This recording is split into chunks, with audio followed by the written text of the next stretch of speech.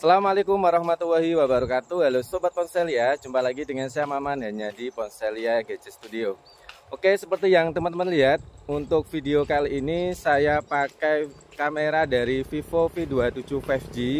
Ini untuk kamera depannya di 50 megapiksel dan untuk kamera belakangnya, untuk kamera utamanya mengusung triple kamera dengan kamera utama 50 megapiksel dengan OIS. Terus 8 megapiksel untuk ultra wide dan 2 megapiksel untuk kamera makronya ya. Ini hasilnya kurang lebihnya seperti ini. Untuk resolusi yang saya setting ini di 1080 dengan 60 fps. Jadi teman-teman bisa bantu tulis di kolom komentar mengenai kualitas yang ditangkap dari kamera depannya maupun kualitas mic internal yang ditangkap dari kondisi EI. Ini menarik sekali ya. Jadi untuk kamera depan sama kamera belakang itu ada EI untuk mic internal. Jadi kalau kita dalam kondisi ngevlog seperti ini, suara sekitar masih terdengar, kita bisa mengaktifkan EI-nya agar bisa meminimalisir noise ya yang ditangkap dari mic internalnya. Jadi hasilnya kurang lebihnya seperti ini. Sekarang saya coba untuk mic internalnya, untuk E-nya saya aktifkan ya. Oke, dan ini untuk kondisi EI mic internal saya aktifkan. Gimana perbedaannya antara kondisi nonaktif maupun kondisi aktif ya. Sekarang saya coba untuk kondisi backlight atau objek membelakangi cahaya. Oke, hasilnya kurang lebihnya seperti ini. Silakan teman-teman tulis di kolom komentar mengenai kualitas yang ditangkap dari kamera depannya. Oke, dan ini untuk hasil video di resolusi 4K dengan 30 fps. Hasilnya kurang lebihnya seperti ini. Ini saya pakai mode normal. Untuk settingannya auto semua tanpa saya mengaktifkan EI mic internal dari kamera depannya. Gimana menurut teman-teman untuk kualitas video yang ditangkap di kamera depan dengan resolusi 4K nya, apakah hasilnya cukup memuaskan? Oke, sekarang saya coba untuk layar kecil-kecil ya. Oke, hasilnya kurang lebihnya seperti itu.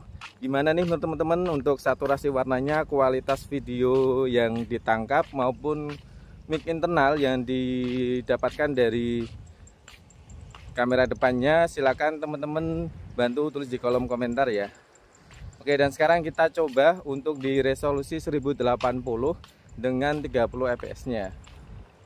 Oke, dan ini untuk di resolusi 1080 dengan 30 fps.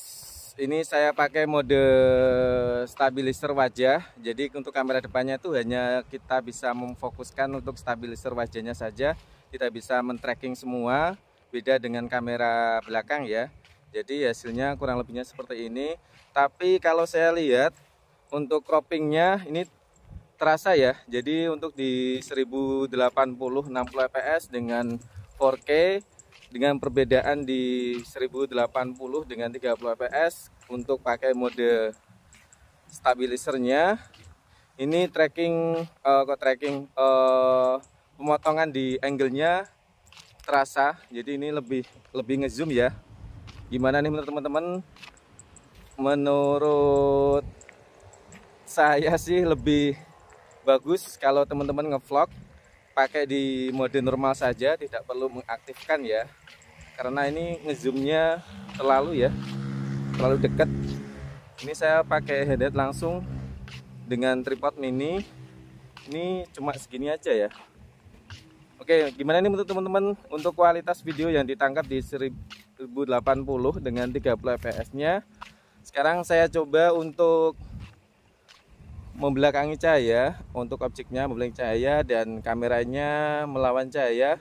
Apakah tracking autofokusnya masih jelas? Silakan teman-teman tulis di kolom komentar ya mengenai kualitas videonya, autofokusnya, terus mic internal yang ditangkap. Ini saya pakai mode untuk AI mic internalnya ini saya aktifkan ya. Saya aktifkan, maaf. Ini saya nonaktifkan. Jadi ini saya tidak pakai AI mic internal. Ini saya pakai mode normal. Gimana menurut teman-teman untuk kualitas mic internal yang ditangkap dari kamera depannya?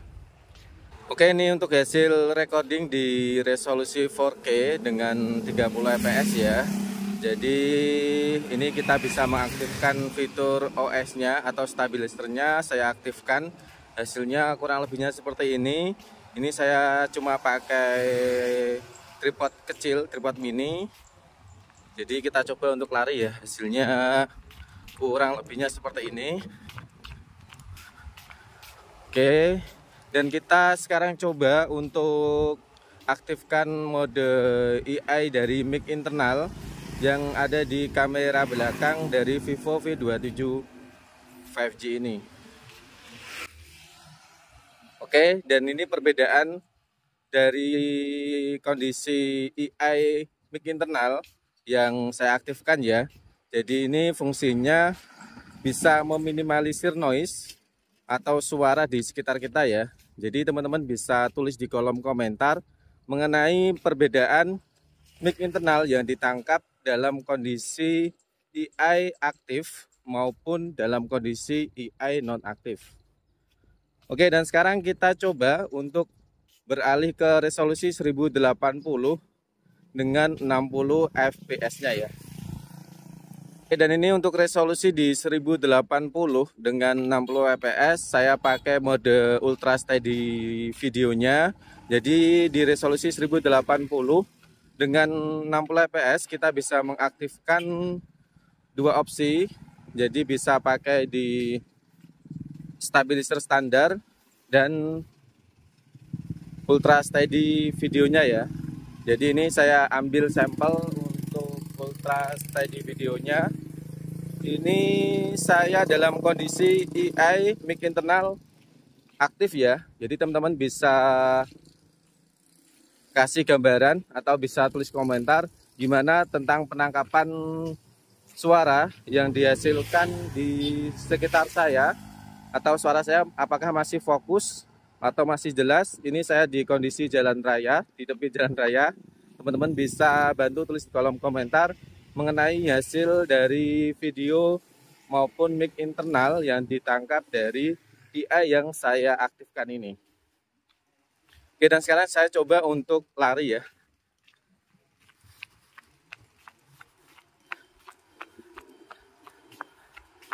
Oke, hasilnya kurang lebihnya seperti itu untuk hasil stabilizer di mode ultra steady videonya.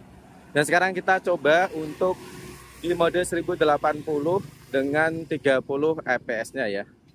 Oke, dan ini untuk hasil perekaman di resolusi 1080 dengan 30 fps OS dalam kondisi aktif ya, atau stabilisernya dalam kondisi aktif.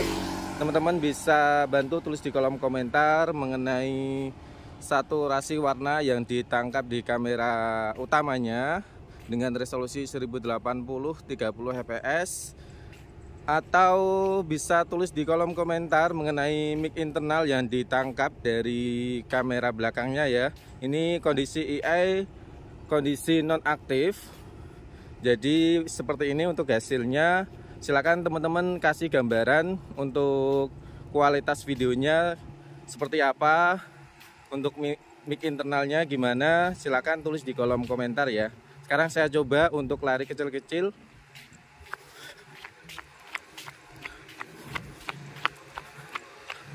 Oke, hasilnya kurang lebihnya seperti itu.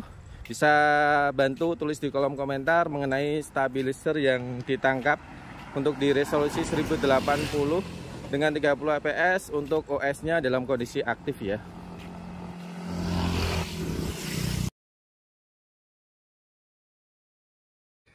Oke, dan ini untuk hasil perekaman di resolusi 4K dengan frame rate 30 fps. Hasilnya kurang lebihnya seperti ini, dan angle yang didapatkan kurang lebihnya seperti ini ya. Jadi teman-teman bisa tulis di kolom komentar mengenai kualitas video yang ditangkap di kondisi malam hari atau low light seperti ini. Ini kita menuju ke sumber cahaya.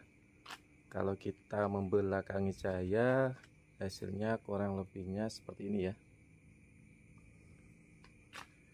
Dan ini lengkap banget ya untuk kamera depannya maupun kamera belakangnya. Untuk kamera depannya ini resolusinya lengkap banget, ada di 4K 30 fps, terus 1080 dengan 60 fps, dan terakhir 1080 dengan 30 fps atau 720 dengan 30 fps ya. Nanti kita akan coba semua untuk tes kamera di resolusi 1080 dengan 60 fps maupun 30 fps. Sekarang kita coba untuk lari ya. Oke, hasilnya kurang lebihnya seperti itu. Teman-teman bisa bantu tulis di kolom komentar ya. Oke, dan ini untuk hasil di resolusi 1080 dengan frame rate 60 fps. Sayangnya di mode 4K sama mode 1080 dengan 60 fps kita tidak bisa pakai fitur OS-nya atau stabilizernya kita aktifkan. Jadi ini mode normal. Hasilnya kurang lebihnya seperti ini. Kalau teman-teman pengen mengaktifkan mode OS-nya atau stabilizernya, bisa di mode 1080 dengan 30 fps ya. Ini hasilnya kurang lebihnya seperti ini. Tapi kalau kita lihat hasilnya lumayan ya, untuk noise-nya masih bisa diminimalisir. Oke, dan sekarang kita coba untuk di 1080 dengan 30 fps dan kita pakai mode AI-nya sekaligus ya. Oke, dan ini untuk di resolusi 1080 dengan frame rate 30 fps. Ini saya pakai mode OS-nya atau stabilizernya saya aktifkan. Tapi sayangnya kalau kita pakai mode stabilizer, kita tidak bisa mengaktifkan mode AI-nya ya. Jadi kalau teman-teman pilih mode AI dengan kualitas pencahayaan yang cukup terang, kita harus merelakan fitur OS-nya dalam kondisi nonaktif ya. Oke, dan sekarang kita coba untuk fitur AI-nya ya. Oke, dan ini untuk fitur AI-nya sudah saya aktifkan. Jadi lumayan bisa memberikan pencahayaan yang maksimal dalam kondisi low light seperti ini. Tapi sayangnya untuk fitur stabilizernya tidak bisa kita aktifkan bersamaan dengan fitur AI-nya ya. Jadi teman-teman bisa bantu tulis di kolom komentar mengenai hasil kualitas di kamera depannya untuk recordingnya ya, baik itu mode 4K, terus 1080 dengan frame rate 60 fps, terus 1080 dengan 30 fps, dan untuk mode AI-nya yang saya coba di video ini ya. Oke, dan sekarang kita beralih ke kamera belakangnya. Oke, dan ini untuk hasil di resolusi 1080 dengan frame rate 60 fps. Ini saya pakai mode ultra steady video ya. Jadi saya coba untuk lari-lari kecil.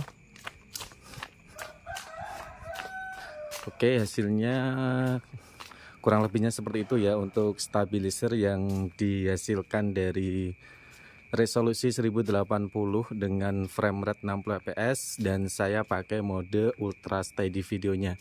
Jadi teman-teman bisa tulis di kolom komentar mengenai kualitas yang ditangkap dari gambar maupun mic internal yang ditangkap dari resolusi 1080 dengan frame rate 60 fps nya. Oke, dan ini untuk resolusi di 1080 dengan frame rate 30 fps. Ini saya pakai fitur AI-nya saya aktifkan. Jadi hasilnya untuk peningkatan cahayanya lebih maksimal ya. Jadi tadi di perbandingan di 1080 dengan 60 fps itu kan agak gelap nih. Jadi ini agak terang. Jadi sangat membantu sekali kalau di perekaman dengan kondisi low light seperti ini ya. Hasilnya kurang lebihnya seperti ini. Ini bisa kita aktifkan untuk mode stabilizernya ya, atau OS-nya yang ada di kamera belakangnya. Oke, dan sekarang kita coba di mode 4K-nya ya teman-teman. Oke, dan ini untuk resolusi di 4K dengan frame rate 30 fps. Jadi kalau teman-teman pakai di mode 4K atau 60 fps 1080 dengan frame rate 60 fps tidak bisa pakai mode EA ya. Jadi EA-nya bisa kita aktifkan di mode 1080 dengan frame rate 30 fps ya.